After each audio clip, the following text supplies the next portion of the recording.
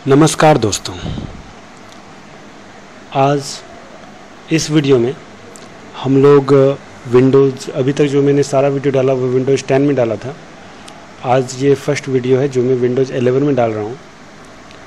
तो विंडोज़ 11 के कुछ फीचर्स और कुछ जो नए चीज़ है जो कि हम लोग विंडोज़ 10 में 10 से कुछ चेंज है, ज़्यादा चेंज तो नहीं है क्योंकि जितने भी सारी चीज़ हम लोग विंडोज़ 10 में कर पा रहे थे वो सारा चीज़ इसमें भी हम लोग कर पा रहे हैं। बस दिखने में ये कुछ नया है और देखने में अच्छा लग रहा है। ठीक है, तो कुछ जो चेंजेज हुए हैं उन पर हम बात कर लेते हैं। फिर एक जो नॉर्मल प्रॉब्लम है, एक ये विंडोज़ 11 में नहीं है प्रॉब्लम, एक होता है जो DLL फाइल को कहाँ इंस्टॉल करना होता है वो भी हम लोग देखेंगे। ठीक है, तो आज का वीडियो शुरू करते हैं यहीं से। सबसे पहले ये आप विंडोज़ 11 का जब वो सिस्टम बूट होता है तो सबसे पहले जो दिखता है वो अभी आप देख पा रहे होंगे यहाँ पे आप इसके बाद अब हम लोग इसका देखते हैं। और विंडोज़ 11 ऑन होता है वो किस तरह का दिखता है वो मैं मोबाइल से रिकॉर्ड करके वो मैं डाल दूँगा, इस वीडियो के बाद डाल दूँगा मैं। ओके, उसमें साउंड नहीं रहेगी, बस हम लोग डाल देंगे एक कि किस तरह का ओपन होता है और वो किस तरह वो दिखता है बस। ठीक है, उसका व्यू किस तरह का होता है बस यही देखना। अब चलते हम लोग यहाँ पे नया क्या सब है। सबसे पहले जो सबसे खास मुझे नया लगा वो सबसे पहला है ये स्टार्ट बटन, जो कि अभी तक के सारे विंडोज़ में, विंडोज़ 8 को छोड़ के 8 में तो यहाँ पे नहीं था, बट सारे विंडोज़ में लगभग ये start button left side down में होता है यहाँ पे इस जगह पे। ओके, लेकिन इस चीज़ में क्या किया है, ये मिडल अलाइनमेंट किया हुआ है। जिस तरह से हम लोग को वर्ड पैड में देखे थे मिडल अलाइनमेंट, वो किया है। अब मिडल अलाइनमेंट का मतलब क्या है कि जैसे ही हम लोग कोई भी एप्लीकेशन यहाँ पे ऑन करें, कोई भी एप्लीकेशन, सपोज़ मैंने सेटिंग ऑन किया, तो जैसे ही सेटिंग होगा तो यहाँ पे आप देखोगे कि ये मूव कर गया। और मैं कोई और चीज़ ऑन करके देखता हूँ, जिससे मैं ये ऑन करता हूँ। ठीक है, आप देखोगे धीरे धीरे जो है, मैं फिर से कुछ और ऑन कर लेता हूँ, फायरफॉक्स तो मेरे यहाँ पे है ही, कैलेंडर में ऑन कर लेता हूँ।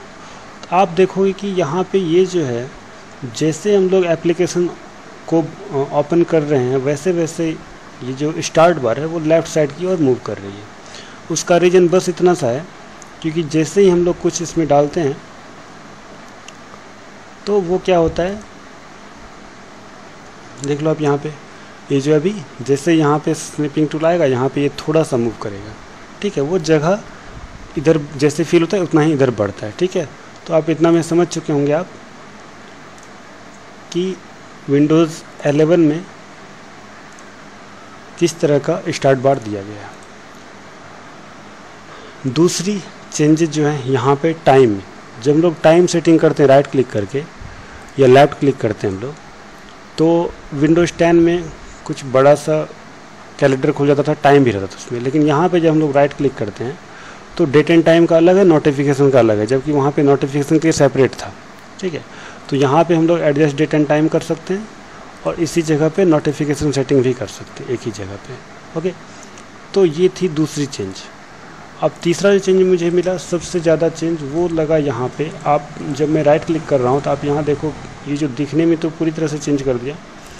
और दूसरा चीज़ यहाँ पे शो मोर ऑप्शन करोगे आप तो पुराना वाला जो फीलिंग देता है, जो कि शुरू से हम लोग यूज करते आ रहे हैं, वो यहाँ पे है।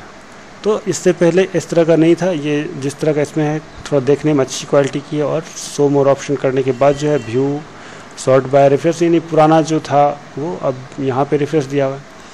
और एक जो चेंज लगा मुझे वो मैं आपको दिखाना चाहूँगा। जैसे ये मैं विंडोज़ ओपन किया, ओके, अब इसमें मैं डॉक्यूमेंट में जा रहा हूँ।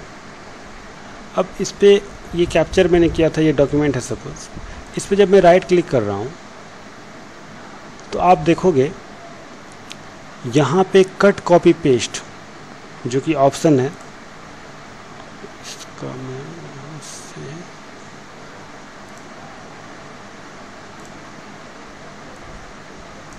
ठीक है, जैसे यहाँ पे मैं राइट क्लिक करता हूँ तो यहाँ पे आपका कट कॉपी पेस्ट पहले जो होता था वो यहाँ पे लिस्ट में दिखती थी, ये कट कॉपी पेस्ट रीनेम सारा कुछ, तो वो बहुत काफ़ी लंबा हो जाता था देखने में। रीनेम, डिलीट, ओपन विथ, ये सारा कुछ था। यहाँ पे क्या किया गया, उस चीज़ को छोटा कर दिया गया। जैसे देखो आप कट का, कॉपी का, यहाँ पे तो पेस्ट होगा नहीं तो यहाँ पेस्ट का नहीं दिया ऑप्शन, ये रीनेम का ऑप्शन, ये शेयर का ऑप्शन और ये डिलीट का ऑप्शन। तो सारा ऑप्शन आपको एक लाइन में मिल गया, जिसके कारण से ये जो राइट क्लिक करने के बाद जो एक लंबा सा लिस्ट खुलता था वो नहीं है।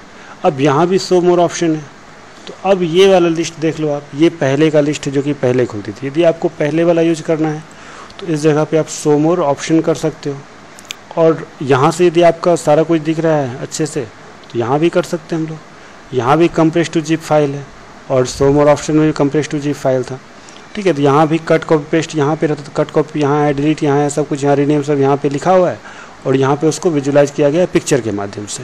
तो ये एक अच्छी चीज़ लगी मुझे। यदि कट करना होता था पहले तो मुझे यहाँ राइट क्लिक करके फिर नीचे जाकर कट करना होता था, अभी मैं यहाँ पे कर सकता हूँ, या कट या कॉपी जो भी करना है यहीं पे मैं कर सकता हूँ, ठीक है। अब कॉपी जैसे ही मैंने किया, यदि पेस्ट मुझे करना है राइट क्लिक में करूँगा तो पेस्ट का ऑप्शन इधर ना देके यहीं पे दे देता है, वो सबसे फर्स्ट में पेस्ट का ऑप्शन दे दिया। इसे अगर मैं नीचे क्लिक करता हूँ तो नीचे पेस्ट का ऑप्शन दे देता है। तो यूजर फ्रेंडली बहुत हद तक बनाया गया है इसे। देख लो आप, यहाँ पे पेस्ट का है और इस जगह भी पेस्ट दे रहा है। अगर मैं नीचे क्लिक करता हूँ तो जहाँ मैं राइट क्लिक करता हूँ वहीं पे पेस्ट दे रहा है, जिससे मुझे पेस्ट करने में क्या होगा, आसानी होगी, ठीक है दोस्तों। उसके बाद ऊपर आप देखोगे तो ऊपर में भी कुछ चेंजेस दिख रहे होंगे आप, न्यू का symbol, cut copy paste, rename, share, delete, ये सब का भी ऑप्शन ऊपर में दे रहा है। शॉर्ट जो भी था पहले भी था, ये सब चीज़ तो चलो ये सब तो कॉमन चीज़ है। तो ये था हमारा विंडोज़ 11 का ओवरव्यू। अब हम लोग चलते हैं स्टार्ट बार में, क्या सब चेंजेस किया गया है। स्टार्ट बार में जब हम लोग जाते हैं तो पहले भी ऑल ऐप्स आता था और अभी भी यहाँ पे रिसेंट में जो भी पेंड किया हुआ है वो यहाँ पे है। इसके अलावा यदि ऑल ऐप्स पे जाते हो आप तो यहाँ आपको दिखता है ऑल ऐप्स में। अभी तक में जो विंडोज़ XP से हम लोग ऑल प्रोग्राम देखते थे, ऑल प्रोग्राम विंडो XP में था, प्लस जाके विंडोज़ 7 में भी ऑल प्रोग्राम था, और विंडोज़ 10 में जो है ऑल प्रोग्राम में नहीं दिया गया था।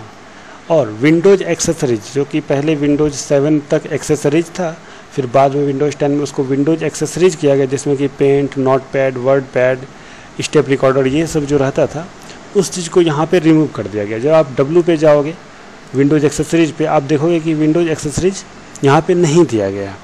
ईज ऑफ एक्सेस है जिसमें कि on screen keyboard, narrator, magnifier, Windows speech recorder, ये सब है।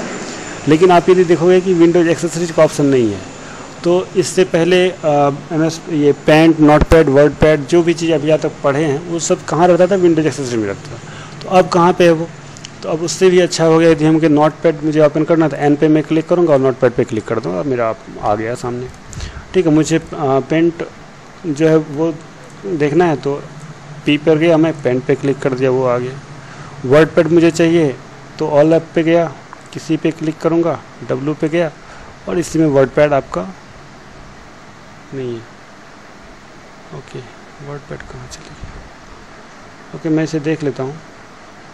वर्डपैड तो W से ही होता है। ओके, मैं यहाँ सर्च भी कर सकता हूँ, WORD वर्डपैड, यहाँ पे दिख रहा है मुझे, ठीक है। तो ये वर्डपैड है, यहाँ पे भी तो होना चाहिए। चलो, तो ये सबसे बड़ी बात है, विंडोज़ एक्सेसरीज हटा दिया गया और सबको अलग अलग जगह पे रख दिया गया है, ठीक है। चलो इसे मैं देख लूँगा वर्डपैड किस जगह दिया है। ये फर्स्ट मैंने इंस्टॉल किया है तो सोचा मैं पहले आप लोगों को भी कुछ दिखा दूँ किस तरह का ये व्यू है। ओके, तो चलो, और सब बाकी सब कुछ सेम ही है, जिससे रिसाइकल बिन होता है, या फिर यहाँ पे भी आप पेस्ट देख रहे हो, क्योंकि वहाँ पे मैंने कट किया हुआ था तो यहाँ भी मैं पेस्ट कर सकता हूँ उस चीज़ को। फिर मुझे डिलीट करना है तो यहाँ पे राइट क्लिक करके मैं यहाँ पे डिलीट कर सकता हूँ। ओके, उसके बाद यहाँ पे अगर मैं बात करूँ तो ये सब तो पुराना चीज़ है ही। यहाँ नेट, यस, ये वाला कुछ नया है दिख रहा है मुझे। वाईफाई के लिए मोबाइल हॉटस्पॉट का, ये साउंड का एकदम मोबाइल का लुक दे रहा है। मोबाइल में जिस तरह से हम लोग साउंड को कम या ज़्यादा करते हैं उस तरह यहाँ भी दिख रहा है। इसी में जब स्पीकर, चलो ये सब हटा देता हूँ। सेटिंग यहाँ से मैं ओपन कर सकता हूँ, सेटिंग, ठीक है। सिस्टम सेटिंग, नेटवर्क सेटिंग, यहाँ पे अकाउंट सेटिंग, जो भी है सारा कुछ यहाँ भी है उसी तरह का सेम। बस यहाँ पे अकाउंट में अगर मैं जाता हूँ तो यहाँ भी बहुत सारे लॉगिन ऑप्शन दिए हुए हैं। साइन इन ऑप्शन आप देखोगे तो इसमें facial recognition, fingerprint, pin, security की, पासवर्ड, बहुत सारे फीचर दिए हुए हैं सिक्योरिटी के रीजन से। ओके, और साउंड आप देख ही लिए। यहाँ पे कैलेंडर खुल रही है। ये छोटा में अगर देखना है हमें तो ये थोड़ा स्मॉल में निकलता है, बस 17 अगस्त ट्यूजडे, ठीक है। और यहाँ से हम लोग एडजस्ट कर सकते हैं डेट टाइप को। ओके, अब मैं आगे बढ़ता हूँ। जो हम लोग एक प्रॉब्लम की बात कर रहे थे जो कि होता है DLL फाइल, ठीक है। तो रन कमांड, इसमें विंडोज R से रन कमांड आ रहा है, ठीक है। इसमें मैं नोटपैड ओपन करता हूँ आपको, या फिर विनवर्ड।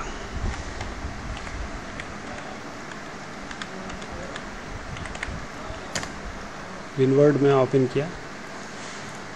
अब वर्ड की क्लास हम लोग कल से नेक्स्ट डे जो वीडियो आएगी उसमें हम लोग MS वर्ड को अच्छे से शुरू कर देंगे। पहले जो इधर 4-5 वीडियो हमारा हुआ वो जो है एक्स्ट्रा चीज़ों पे हुआ, जो कि आपके नॉलेज के लिए सही था और अच्छी चीज़ है। तो अभी हम लोग बात करेंगे जो वो करेंगे हम लोग DLL फाइल के बारे में। तो इसे मैं बड़ा कर देता हूँ। ओके, तो DLL फाइल, कभी कभी जब आप कोई सॉफ्टवेयर या कोई एप्लीकेशन इंस्टॉल करते हो तो उसमें कभी कभी DLL फाइल का एरर बताता है।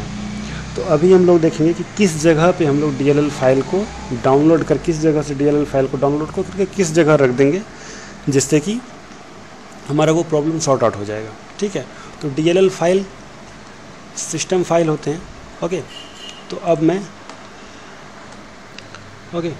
तो DLL फाइल क्या होता है?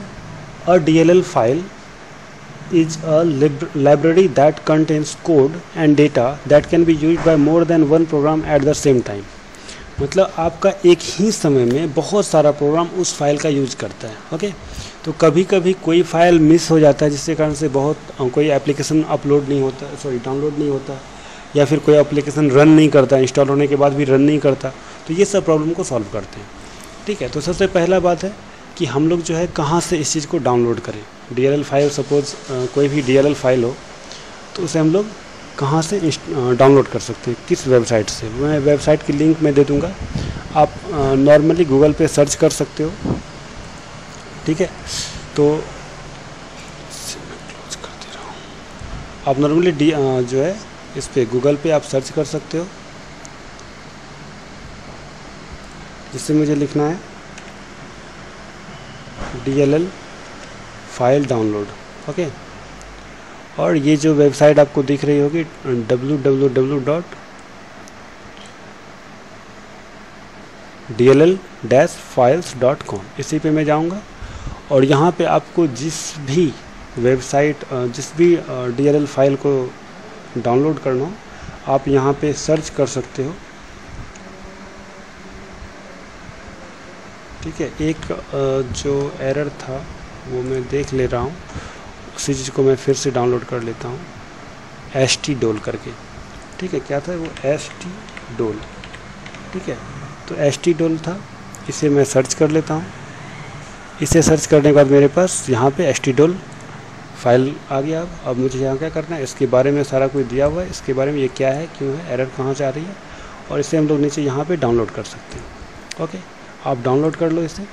डाउनलोड करने के बाद जो है आप इसे बस आपको कॉपी करना है और पेस्ट कहाँ करना है वो मैं बताऊंगा, ठीक है। ये डाउनलोड हो चुकी है, zip फाइल है ये। zip फाइल को हम लोग अनजिप कर लेते हैं। ओके, पहले मैं इसे ओपन कर लेता हूँ।